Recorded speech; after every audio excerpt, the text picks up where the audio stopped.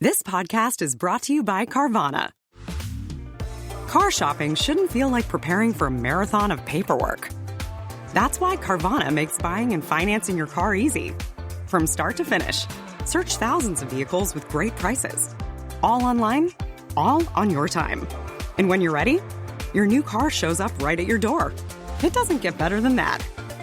Buy your car the easy way. On Carvana. Delivery fees may apply. Thanks for listening to The Rest is History. For bonus episodes, early access, ad-free listening, and access to our chat community, please sign up at restishistorypod.com. Or, if you're listening on the Apple Podcasts app, you can subscribe within the app in just a few clicks.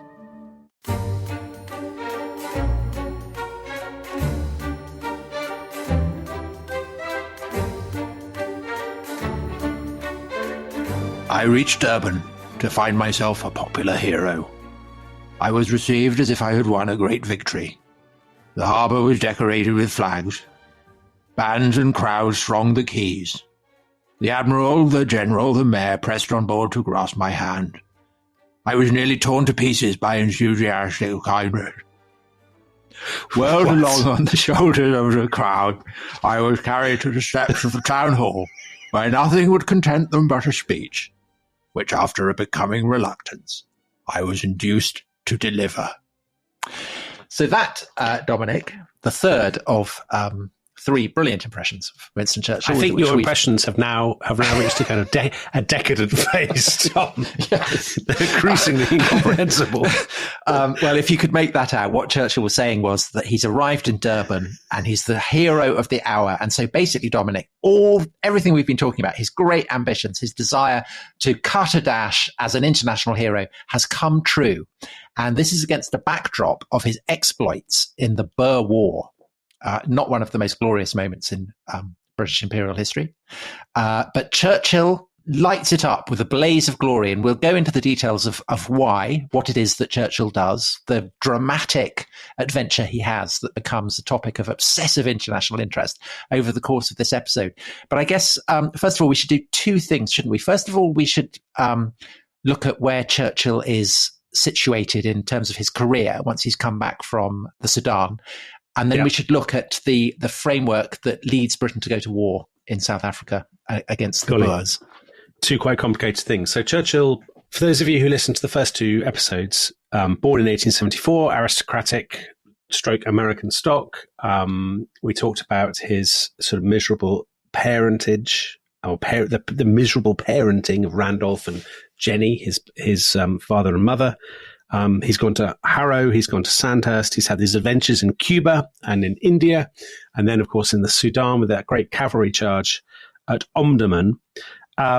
Churchill had always thought of all these adventures and his time in the army as the preface to a greater story, which would be his entrance into the political arena, to sort of vindicate the memory of his Tory Democrat father, Lord Randolph.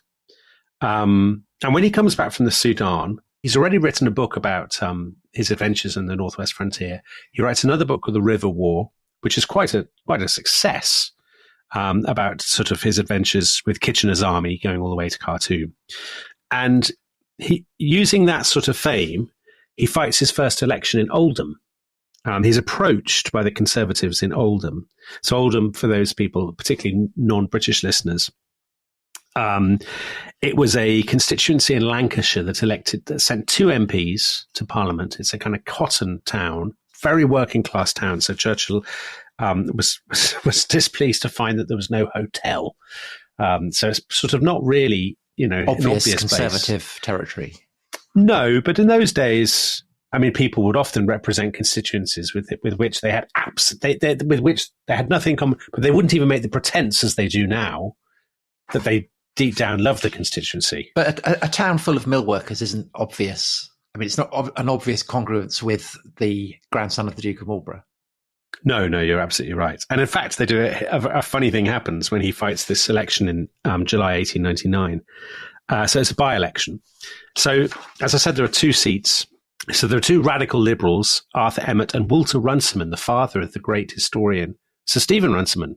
Yeah, the Crusades historian, Tom. You must have read Stephen Runciman. But the Tories put up Churchill, and they put up a man called Mr. Maudsley. Mr. Maudsley is the secretary of the Operative Spinners Association. So he's an absolutely sort of dyed-in-the-wool working class Tory. He's a great he calls himself the champion of Tory socialism. He says both parties, Churchill writes in My Early Life, he says, Mr. Maudsley said that both parties were hypocritical, but the Liberals were worse. He was proud to stand up on the platform with a scion of the ancient British aristocracy in the cause of the working people who knew him so well. And they actually sort of campaign under the label, the scion and the socialist. That's great. There's something for the Tories to keep the red wall. Well, exactly. It is very kind of red wall politics, isn't it? And gives you a sense of how sort of late Victorian Edwardian politics, how different it was in many ways from, what we assume the constellation will be. Anyway, they lost. They didn't lose by very much. Churchill lost by, only 1,200 votes or something. Everybody blamed him, but he wasn't disgraced. He wasn't humiliated. It was clear that he was well placed to have another go at Oldham. In his biography, Andrew Roberts says of this moment, Churchill always had good luck. Great politicians are often sort of favoured by fortune. Had Churchill won in Oldham, as he could have done, he would have been in the House of Commons at the time of the outbreak of the Boer War. And had that happened, he would not have been able to make this extraordinary name for himself, which he does when the war in South Africa does break out at the end of the year. We should talk about the war in South Africa, the Boer War. It's actually the second Boer War, isn't it? But the roots of the war go back quite a long way because the Cape has been settled by mostly people from the Netherlands, the Dutch Republic, but not exclusively. And they take on the name of Boers, farmers. Then the British arrive. They establish a colony at Cape Town and they start nannying the Boers as they see it because the British are not in favour of the Boers, let's call it unwoke approach to race relations. Unwoke? That's one way of putting it. Yeah. So essentially the Boers are, these are the people who in due course will come up with the policy of apartheid. And they're fed up with what they see as British finger wagging. And so they pile into their wagons, the Voortrekkers they call themselves, and they head off inland. And they establish 3 republics, don't they? What is it? Natal, Free State, and the Transvaal. Natal is British. Well, no, because in due course, the Boers go inland. The British are content to see them go. But then over the course of the decades that follow, for various strategic reasons to begin with, so that's why they take over Natal, because they want to, that's on the coast. And so they want to the eastern coast. So that's important for controlling the shipping lanes. But then in due course, what happens in the Transvaal is that in 1867, a guy finds what is called the Eureka diamond. So it's the first huge diamond to be found in the Transvaal. And then 4 years later, more diamonds are found on the farm of a pair of brothers who are called Johannes Nicolaas and Diederik Arnoldus de Beer. And so the De Beers form a company. And this becomes, of course, the most famous diamond company in the world. And you get all kinds of prospectors, mostly British, piling into the Transvaal. And that becomes even more so when gold is also discovered. And Paul Kruger, who is the Boer leader of the Transvaal, says that this is a disaster, that this gold will cause the country to be soaked in blood. And these are very, very accurate words because basically, the British are, they want it. They want the diamonds and they want the gold. It's quite a complicated story, a fascinating story. So you have, by the end of the 19th century, the Boers had fought a war against the British, the First Boer War, where they basically fought and they asserted their independence. And they win. And won, yes, they won. So this is, this is not since the American War of Independence had Britain negotiated a treaty in the wake of such a defeat. Yeah, Majuba Hill. Yeah. So the Boers had, by the end of the 19th century, the 2 Boer republics, the Transvaal and the Orange Free State. And there are 2 effectively British sort of colonies, the Cape Colony and Natal on the east coast. And what has happened? So Part of it is greed. Part of it is the fight for resources. So as you said, there's been the diamonds, and there's the huge gold rush with the discovery of gold on the Rand around Johannesburg. And this huge pit settlers town, and this becomes Johannesburg. What are called the outlanders have kind of piled in. They're not given the vote because the Boers don't want to lose their monopoly of political power. So that becomes the sort of one of the great British pretexts, that all these English speakers, all these British subjects have piled into the Transvaal in particular, but they're not allowed to vote. They are deprived of political rights, and the British want to they say they want to stand up for them. Obviously, the British also want the gold and the diamonds. They also want to eliminate the Boer republics, to sort of wipe away the stain of defeat in the First Boer War. They're also very interested in Cecil Rhodes's great project of the railway that will go from Cairo to the Cape. So in other words, they want the map splashed with British imperial pink. They want a line that goes all the way from the Mediterranean all the way down to the Cape Colony at the very bottom of South Africa. And the two Boer republics sit in the way of that. And they are determined to, and tension mounts and mounts and mounts. We should just mention the Jameson Raid, shouldn't we? Because a participant in that will feature in this story. Leander Starr Jameson. What a great name. Yes. So that's the latter days of 1895, the first days of 1896. It's launched from Rhodesia, so what's now Zimbabwe, and it's an attempt to kind of rouse the British in Transvaal, and it's a dismal failure. It is a failure, and it's pretty clear that Jameson, who was operating as kind of freebooter, had been put up to it, or at least was doing it with the complicity of the big man in British politics, who is the Colonial Secretary, Joseph Chamberlain, great former mayor of Birmingham, very much the political titan of the age, arguably even more so than the Prime Minister, Lord Salisbury, and one of the two or three political characters who had, I think, most influence on Churchill, who Churchill most looked up to. So Churchill is, as you can tell when you read My Early Life, he's obsessed with Joseph Chamberlain, father of Neville, and he sees him as the great sort of political colossus of the age. Chamberlain is the imperialist par excellence. He wants to wipe the Boers basically off the map of Africa and complete the task of the sort of scramble for Africa and giving Britain this sort of huge swathe of pink.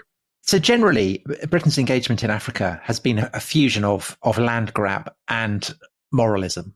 It's been about establishing themselves as the kind of primary imperial power, but also authentically interest in getting rid of the slave trade, all that kind of thing. And there's kind of trace elements of that moralizing in the campaign to ensure that British subjects in the Transvaal have the vote, and also that the oppression of Africans in Transvaal is kind of, not exactly completely stopped, but moderated, let's say. But that is pretty thin gruel, I think, by this point. I think essentially this is a fairly naked land grab, wouldn't you say? I mean, you were harumphing a little bit at my casting of this as an Inglorious episode. No, you said it was bad behaviour. I think it is bad behaviour. I think it's just ruthless behaviour, Tom. I mean, it's not like they're sniffing out a kind of indigenous kingdom. I mean, this is a different a rival settler. Well, no, society, so it's Europeans, and that's what for people back in Britain is all part of the fun, isn't it? They've had their crack against the Mahdi and his army, and that was easy. But now it's kind of like going, Champions League or something. This is an opportunity in the next round. They're through to the next round. And they assume that they're going to go all the way. But you say it's kind of ruthless behavior. Of course, it's absolute ruthless behavior. But I do think that in general, the British had sugarcoated their ruthlessness in Africa with an authentic moralizing sense of mission. Which isn't there in the Boer War. Which is not there in the Boer War. And that is why it's a hugely unpopular war with the rest of world opinion. I mean, it's world opinion, definitely. Although the British tried to use it as a way of sort of cementing imperial brotherhood. So there are troops from, Australia and so on. There are all kinds of recruitment things in Canada, and but in America, in continental Europe, it's seen, I think, as what it is, which is bullying. It is perceived as bullying. There's this kind of faint hint of Putin, I think, about what happens. That's very harsh. The British start to mass troops along the border of the Transvaal. It's the Boers who actually declare war. The Boers issue an ultimatum. Yes, they do. Yeah. They do, and the British, ignore it, and so war breaks out. So Kruger, the leader of the Boers, Paul Kruger, he moves first. He thinks he can forestall the British. The atmosphere gradually but steadily became tense, charged with electricity, laden with the presage of storm. Golly, did you say it just like that, Tom? Pretty much, yeah. Pretty much. Golly, well. So Churchill, of course, is delighted. This is another opportunity for him to go on one of his great adventures. He actually writes in his autobiography, "I must confess that in the ardour of youth, I was much relieved to learn that the war would not be entirely one-sided or peter out in a mere parade or demonstration. I thought it very sporting of the Boers to take on the whole British Empire. And I felt glad that they were not defenceless and put themselves in the wrong by making preparations." So he very much takes the sort of Champions League attitude to it. It's another match. Yeah. He's desperate to be in on Going it. for gold. He gets yet again another lucrative newspaper deal, this time with the Morning Post. It's a record at this point for a war correspondent. They agreed to pay him £1,000 for 4 months. To put that in context, we mentioned this actually in the first episode. So Conan Doyle is out there. Rudyard Kipling is out there. Edgar Wallace, who writes the original story that gives rise to King Kong, is out there. So a lot of very eminent writers are going out, but Churchill is the best paid of the lot. Yeah. And I think the reason for that isn't just that he is a very good writer, but it's also his reputation for going to, the heart of danger. Everyone knows he'll get into trouble. Everyone knows that he'll get scoops. Yeah. So he goes off, he sets sail 3 days after war is declared. He takes with him 6 cases of claret, champagne and spirits. So he's absolutely well prepared. But he's very seasick, isn't he? He is seasick. There's one of the people on the boat is from the Guardian, the Manchester Guardian, and he writes a lovely, I think it's one of the best descriptions of the young Churchill. So he describes him as this sort of jolly fellow kind of, going around the deck. And he says, "I had not before encountered this sort of ambition, unabashed, frankly egotistical, communicating his excitement and extorting sympathy. It was not that he was without the faculty of self-criticism. He could laugh at his dreams of glory, and he had an impish fun." I think that's very much, he's ambitious, he's bumptious, he's aware of his own comic side, and he often likes to play up to that. I think it's one of the things that makes him endearing. But he's on the boat, isn't he, with Redvers Buller, who is the splendidly named commander, the man who's been appointed to lead the British forces. And essentially, he's exactly what that name conveys. He's like a very slow, ponderous bull. Yes. And the British aren't actually wearing their red coats at this point. They have accepted that they need to wear khaki, although lots of people are very distressed about this. But there is a sense that the British Army is a ponderous bull that is just waiting to be outsmarted by the far more agile and mobile Boer farmers. And so it proves. Well, because even though Britain is the world's foremost imperial power, Britain is not a great army country. I mean, we relied, so much on the navy. And when the army had fought, with the exception of Crimea, since the Battle of Waterloo, the army has tended to fight technologically greatly inferior and more disorganized kind of indigenous peoples. So they're not really very good, actually, at fighting land battles. And the Boers actually have better weaponry, don't they? They've got better rifles. Basically, it seems to the British they're cheating. They don't kind of march out in slow, ponderous red lines. They hide behind rocks with their Mausers, which can shoot faster and at a greater distance than the British Lee Enfields. And they're also very, very proficient on horseback. And Churchill actually claims that they're the most capable mounted warriors since the Mongols. And essentially, since the Mongols. Wow. So by the time that Redvers Buller with Churchill arrives in Cape Town, the war has already gone disastrously wrong for the British, because the Boers have gone on the offensive. They haven't just kind of hunkered down in the Transvaal. They've kind of moved out, and they march out from Transvaal. They march out from the Orange Free State, and there is a rail line that links Johannesburg to Durban, which is on the coast in Natal, which is British ruled. And there is a town called Ladysmith, which is just outside the Transvaal, so within British controlled territory. And the Boers are able, they inflict so many defeats on the British arms that they're in a position to invest it and lay it under siege.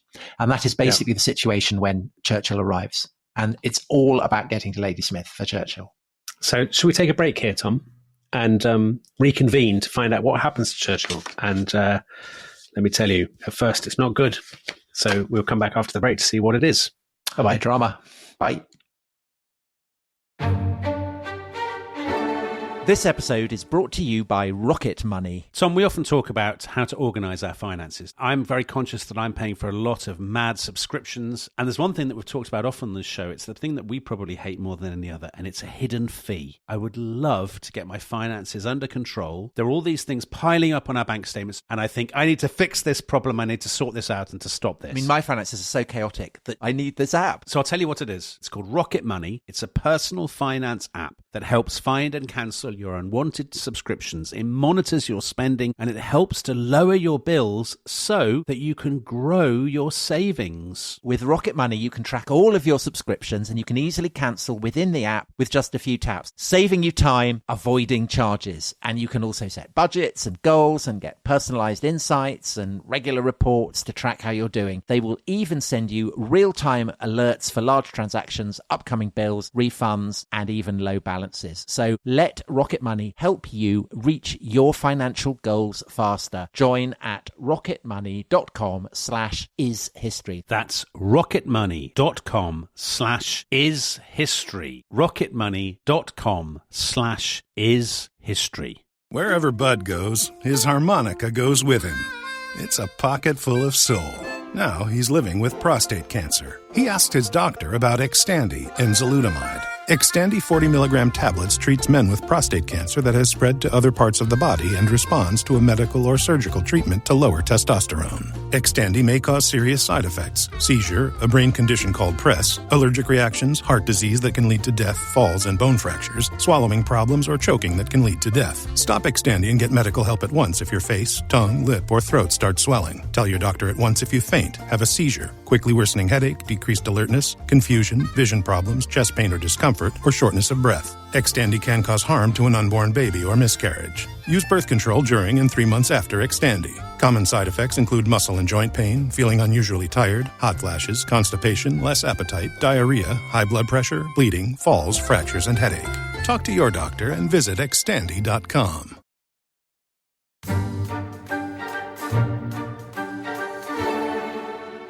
Welcome back to The Rest is History. We are in the town of Estcourt in Natal, in what is now South Africa. And Winston Churchill has gone out there. He's at the railway station with a small British force who know that somewhere out there in the sort of the scrublands beyond the Boers, but they don't know exactly where they are. And Tom, Wednesday, the 15th of November, 1899, the commander of the garrison at Estcourt decides that he's going to send an armoured train out on patrol. And Churchill hears about this, and he's very keen to go, isn't he? Well, because he wants to get to Ladysmith. So Estcourt is just down the line from Ladysmith. And so the wheeze is that you send an armoured train up the railways, and this hopefully would, from Churchill's point of view, would take him close enough to Ladysmith that he could then hop off, sneak through the Boer lines, and get into Ladysmith and write exclusives, and it'll all be great, hurrah! However, there is a problem when you're up against very mobile, very agile troops who are very, very adept at hiding behind rocks. Sending in a very slow and ponderous train perhaps isn't the best policy, because essentially you're making yourself an absolute sitting duck for an ambush. And that is exactly what happens. Yes, so they travel 14. I mean, this is an absolute turning point in Churchill's life, because it's the moment more than anything else that makes him famous. So funnily enough, if you said to people at any point up to the First World War, and arguably in the years after the First World War, what is Winston Churchill famous for? It would be the episode with the train and then what happens next. So they steam for 14 miles north towards a place called Chieveley. And they actually spot what looked like Boer guerrillas sort of on the horizon. And Churchill, I mean, he muddies this a bit actually in his own account. But other people basically say Churchill is very gung-ho, and he says, we don't really need to worry about that, but it'll be absolutely fine. Because he's there, he's both a war correspondent, but of course there's a slight element of him being a combatant as well, because he's armed, he's got the history. Anyway, they run on. Then suddenly, I mean, there's an absolutely fantastic, swashbuckling kind of dramatic account in My Early Life, Churchill's autobiography. There are suddenly these bright flashes of light. A huge white ball of smoke sprang into being and tore out in a cone above my head, and shrapnel flying everywhere. There's a gigantic crash from the front of the train, and all kinds of explosions and a shock. And then they're all sort of pitched head over heels onto the floor. And basically what has happened is the Boers have derailed the train. They put rocks on the line. They've laid a trap for the British. They've derailed the train, and now they are pumping shells and bullets into the kind of crashed hulk of the train, while Churchill and his comrades are sort of staggering to their feet and trying to get cover. So it's an incredibly dramatic kind of Hollywoodish scene. And actually Churchill then behaves with tremendous sort of courage and gallantry. So he kind of rallies the survivors. They try to get some of the trucks off the line. The commander has survived, hasn't he? And he's a chap called Haldane, Captain. Yes. What's it? Aylmer, is he? Aylmer? I can't remember. Aylmer Haldane, I think it is, something like that. Yes. So he's there with his troops, but Churchill's courage in this is really spectacular because he kind of rushes forward and he takes command of the effort to try and get the train back on the tracks, doesn't he? Get the rocks off, get the train back on the track so it can then steam off. And the bullets are kind of pinging all the time. I mean, it's very much like from Cuba onwards, this has been Churchill's story, that he puts himself in the thick of the action. He has this extraordinary gift of not losing his composure under fire. So losing his head. Well, people later on say that he was sort of walking around blithely saying, "Keep cool, men." And sometimes he actually has the effrontery to say, "This will be interesting for the paper," which must be absolutely enraging to hear if you're one of the British soldiers terrified of being hit. But he does all this. He gets the engine driver, and the engine driver, who is a civilian, he's been hit by shrapnel, so there's blood pouring from his face. And Churchill says, "How do you fancy restarting the train and driving on through all this?" And the train driver basically says, "Not bloody likely, this is the last thing I want to do." And Churchill says to him, "Do you not know that it's statistically impossible for somebody to be hit twice on the same day? So if you've been hit once, you're absolutely fine. There's no danger. If you've been wounded and you behave with gallantry, you'll definitely get a medal. And I will make sure you get a medal, and you'll never get this chance again in your life." And amazingly, the engine driver succumbs to Churchill's entreaties and basically wipes off the blood and climbs back into his cab and obeys his orders to try and restart the train. And actually, to his credit, Churchill, many years later, when he was Home Secretary, he tracked down the train driver and made sure that he was awarded the Albert Medal, the highest reward for gallantry for civilians. That reflects very well. That was more on than a decade later. So that's a story that reflects well on everybody, I think. So the train goes off, doesn't it? But Churchill gets captured, basically because he's left his gun behind.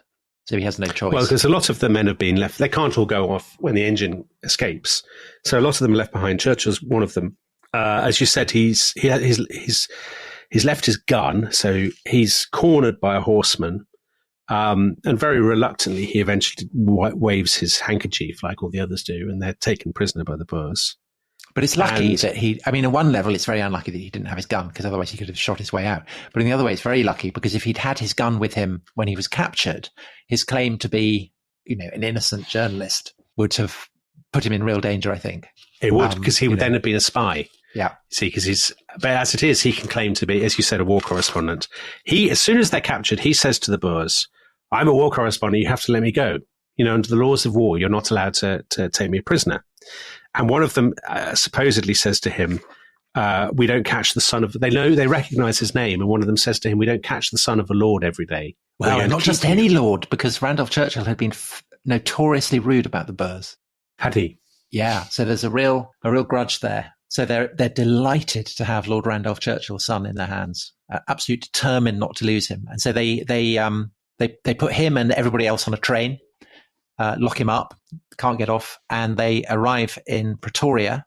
And there is a teacher training college that had been built 3 years earlier called the Stats Model School, and there they are. They're in prison. Yeah. And Churchill says that when they arrived, that it was like a new boy at a private school. He unbelievably does things like when he's in prison, he tries to have a suit made, and he has a man come in to cut it. Yeah, tweed suit. He has the local barber come in to cut his hair. It's a sort of cross between a prison, a boarding school, and a hotel. It seems to me which reflects well on the Boers, because. Very well treated. Very well treated. They can receive visitors. They can buy newspapers, all kinds of things.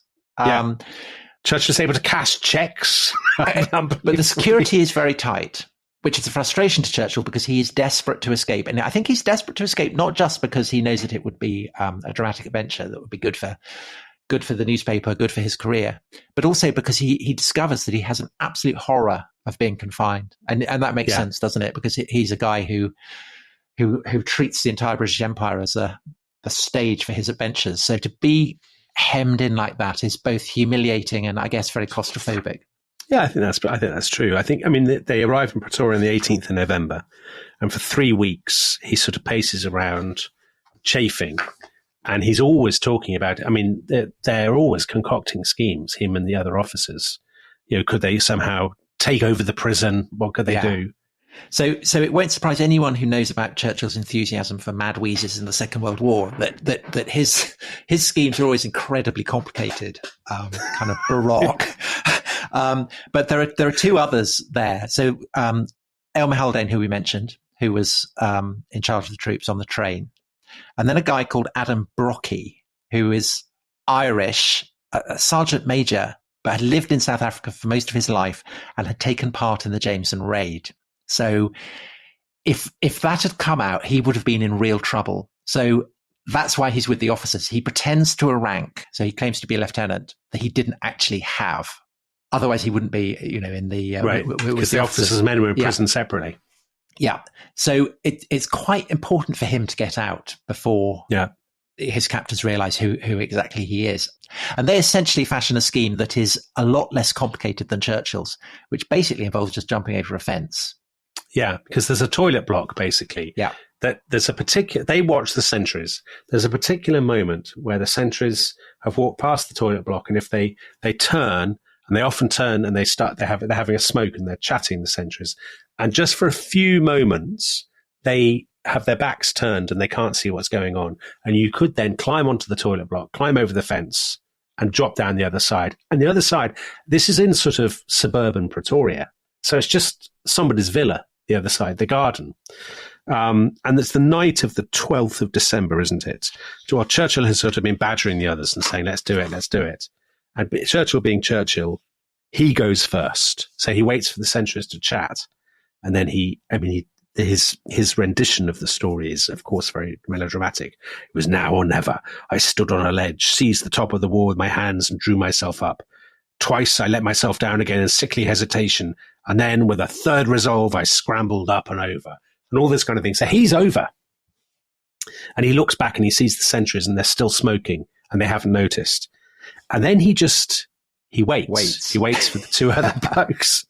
Time goes by and they just never join him. They never come. And they basically, their moment has never come. They don't get the chance. And this is a real problem because they've got the provisions and Brocky speaks Dutch. Yeah, Churchill doesn't speak Dutch. Speaks Afrikaans. So Churchill, I think, has 4 bars of chocolate in his pocket and that's it. And he doesn't speak a word of Afrikaans. Yeah. So... And he's got his nice brown suit on. So it's probably quite hot. So what should he do? So obviously, being Churchill, he decides, well, he'll carry on anyway. Did you see the note he'd left? He'd left a note on his bed for the prison governor that said, I've decided to escape from your custody. So there was no attempt to and he's very complimentary, isn't he? About he says, you've looked after me royally, and when I get out, I'm escaping now. I will tell everybody how well you've behaved. And he does actually. Let's meet up and have a good chinwag about it in due course. But, yes. He is now, this is highly dangerous for him because he is their most prized prisoner. And by escaping, he has essentially made himself liable for a death sentence. So, I mean, this is an incredible scene. It's such Hollywood melodrama. And so what he has to do, it's about 250 miles to the coast of what's now Mozambique, so Portuguese East Africa. So he has to cross about 200 miles of the Transvaal without a map, without any of the local languages, no provisions, no compass, absolutely nothing. But he assumes, I'm Churchill, I will do it. And so he heads off. It's unbelievable. So he walks through the garden of this villa with his hands in his pockets whistling, walks down the street, and there are people who pass him. But he's in his sort of civilian brown suit, so nobody really takes a second glance. And he just keeps going. And he's obviously, his mind is racing the whole time. Yeah, it's nearly 300 miles to the coast. And he thinks, well, the railway, that's what I'll head for. So he heads for the railway. He sees the station after about 2 hours. and he hides in a ditch, sort of just beyond the station. I mean, this is now, this is real kind of Rider Haggard, John Buchan sort of behavior. And he waits and waits and waits. Night has fallen. He waits. The train goes by. It begins to gather speed. And at that moment, he leaps for the train. Very tempting. He grabs something. He's sort of dragged along for a moment. Then he manages to haul himself up. And incredibly, he's managed to haul himself onto the fifth truck along, I think, from the engine, a goods train. And he climbs on. I mean, it's real, Harrison Ford stuff. Yeah, he climbs really onto amazing. the truck and he hides among the coal sacks and he falls asleep. And then he wakes. It's still night, but he realizes he's got to really get off the train before daybreak. So, I mean, again, he leaps off the train while it's moving, and sort of he doesn't injure himself particularly for once. It's still dark. I was in the middle of a wide valley surrounded by low hills and carpeted with high grass drenched in dew. He finds a pool and he has a drink. Dawn breaks. He looks for the sun. He's in the absolute middle of nowhere. He knows nobody, has no provisions. My sole companion, he says, was a gigantic vulture. Yes. Who manifested an extravagant interest in my condition and made hideous and ominous gurglings from time to time.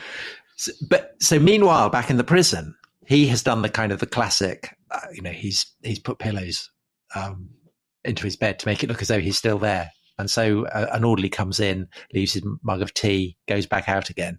And he'd probably been all right maybe for a day, except that he'd forgotten that he'd ordered the barber to come in. He'd forgotten to cancel it.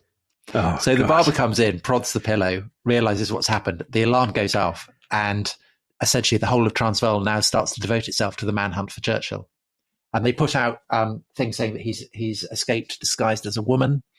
They offer descriptions of him.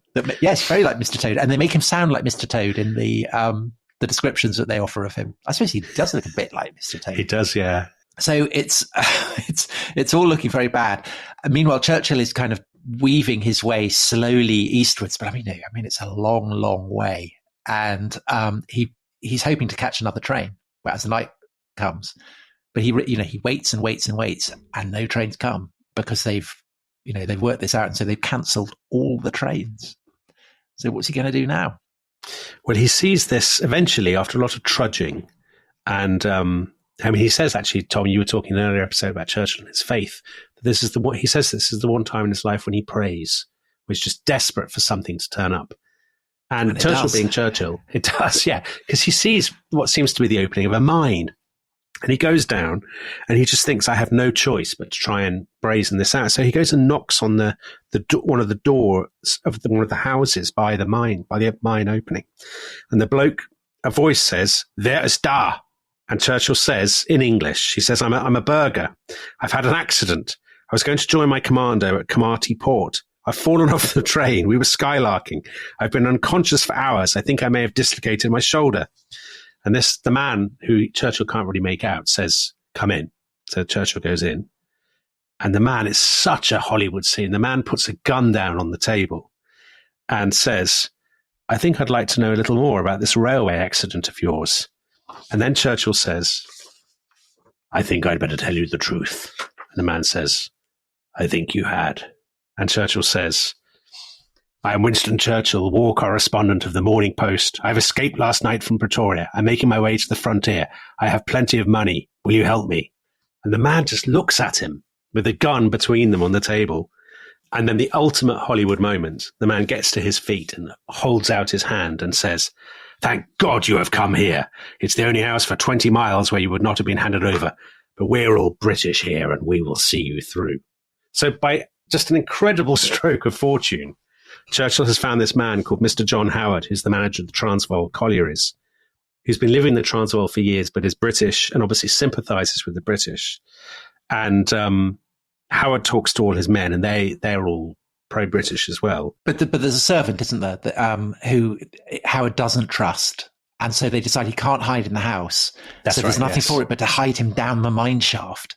And so they take him down this mine shaft along and there's a kind of side room. And they just leave him there in the absolute dark on the assumption that there are candles that he can use One of the miners is from Oldham. Did you see this? So from the very constituency that Churchill, Mr. Dewsnap, who Churchill says, locked my hand in a grip of crushing vigour. They'll all vote for you next time. So Churchill is down there in the mine. And he's down there, but they've left him with candles. And so they assume that he'll be able to light them. But he gropes around, he can't find them. In due course, so he spends, a day, a night? No, it's 3 days. 3 days, Tom. But he loses all track of time. And eventually they come down and say, well, why didn't you light a candle? And he said, well, there aren't any candles. The rats have eaten them. And he looks around and he's felt the rats crawling all over him, sitting on him, nibbling at him, and they're all albino. So very, very sinister and Indiana Jones. But eventually the miners come up with the mine manager comes up with a plan, doesn't he? He says there's a Dutchman nearby who they trust, who's sending a load of wool to Mozambique, to what's now Maputo on the coast. And he's agreed that basically Churchill can hide inside the kind of consignment of wool on the train. And that's exactly what happens. So Churchill, of course, he spends the time reading. He's got Robert Louis Stevenson's Kidnapped, of all things, with him. So he reads Kidnapped. He says he finds it very thrilling. It awakens sensations with which I was only too familiar. So when did he escape? He escapes on the 12th. He escaped on the 12th. So he's escaped for 7 days. It's a week now. On the morning of the 19th, they load him basically onto the train. The train is being loaded by the mine, and Churchill, they're going to give him the signal.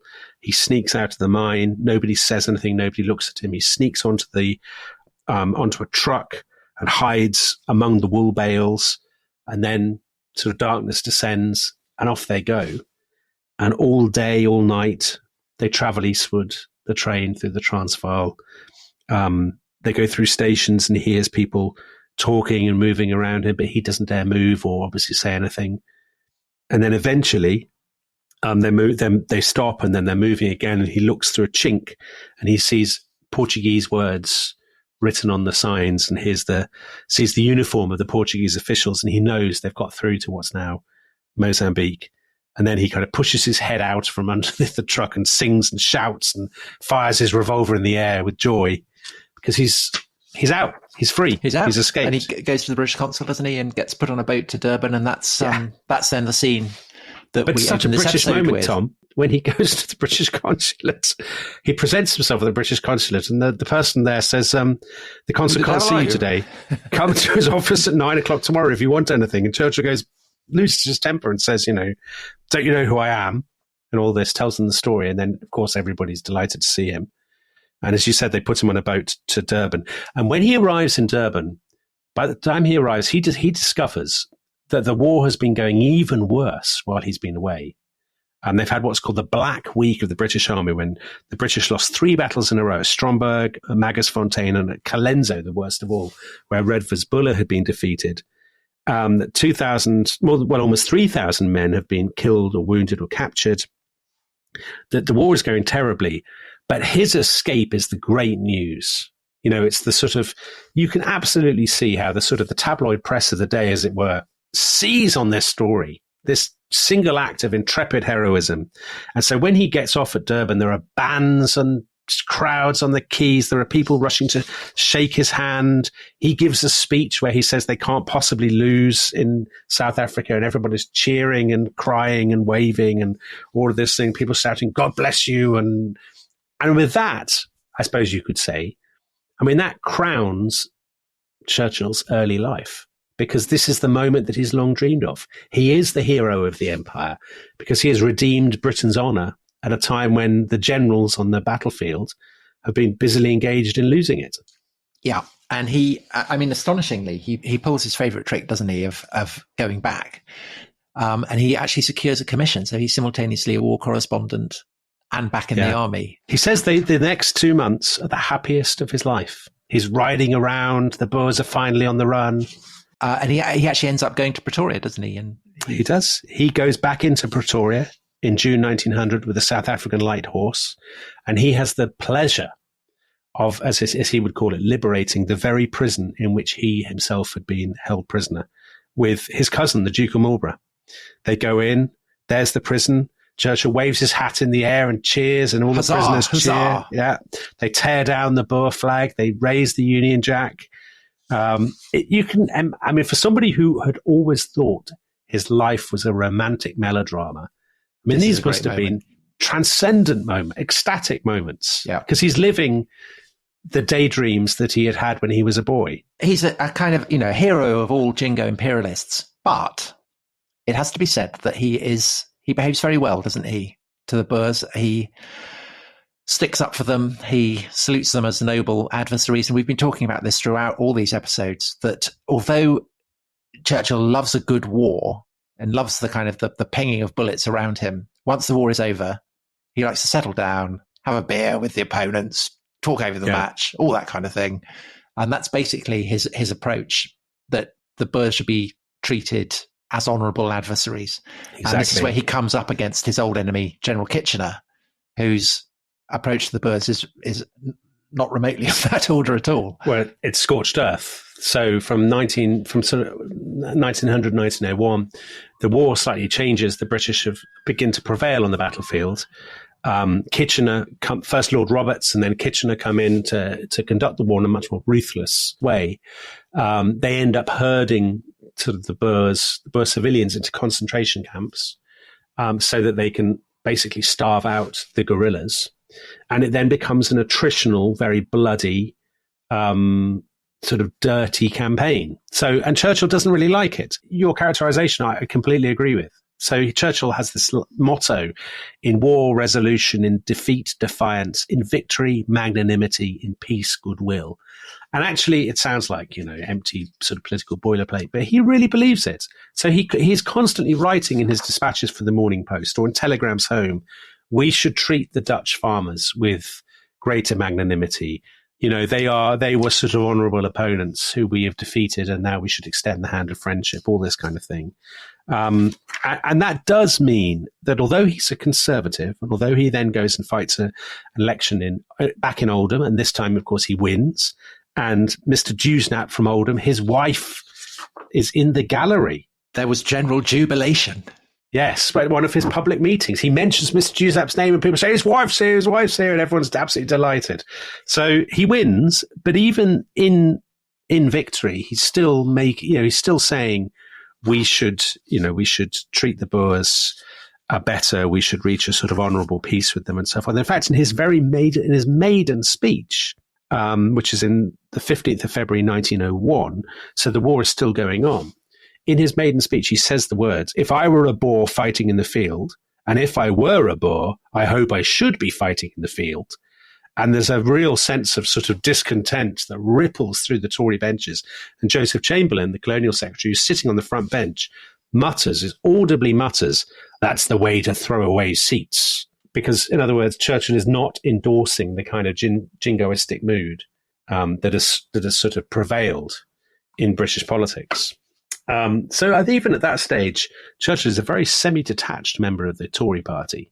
And actually, he doesn't last in the Tory party very long. So he's out within a few years. But of course, because of the Boer War and because of the Sudan and all of that kind of thing, whatever kind of political vicissitudes affect him, he's enshrined in the public mind, people who aren't very interested in politics, as the great imperial hero, the kind of the character from a romantic melodrama. And that, I guess, is how he made his name. Well, an extraordinary story. And I think sets us up nicely to come back to look at the further developments in Churchill's career, which, of course, is a great blaze of colour and controversy right the way up to 1940. So I hope you've enjoyed that. I guess really that's the second series of episodes we've done on a great imperial hero, isn't it? So we did General Gordon. Gordon. I guess Churchill is not conventionally thought of in those terms because, of course, his record in the Second World War dominates everything else. But of course, that level of achievement at such a young age, the range of places he'd been to, the number of wars he'd fought, the number of books he'd written, the number of articles he'd composed, an astonishing feat. And maybe even his father would have been proud of him. Who knows? He might, knowing Lord Randolph, he probably wouldn't. But I agree with you. I think it is astonishing. And I think it's one of those things, it's a bit like it's a bit like writing about Shakespeare or the Beatles or something, because they're so ubiquitous. You're itching to find some way to devalue them and to be revisionist and to therefore say something iconoclastic. But actually, the truth of it with Churchill's early life, with those first sort of 30 years or so, is that it really is an unbelievably gripping and enjoyable story with this kind of impish, ridiculously overambitious, often very conceited, but enormously endearing and sort of self-mocking, self-mythologizing character at the center, who it's impossible, I would say, now maybe not all listeners will agree, and that's fair enough, but I would say I find it impossible to dislike. And actually, of the two imperial heroes, I mean, my God. You'd rather spend an evening with Churchill than Gordon, wouldn't you? Yeah, you'd rather spend, a lifetime with Churchill than an evening with Gordon, I would say. Yeah, very I think possibly. an evening with General Gordon would not be, it's not an evening with Dame Edna or something, is it? An evening with General Gordon. No. Well, anyway, I hope you enjoyed that. Our first sally into Churchilliana. Great fun. Thank you very much, Dominic, for suggesting it. Tom. Hope you all enjoyed it, and we will be back very soon. Bye-bye. Bye-bye.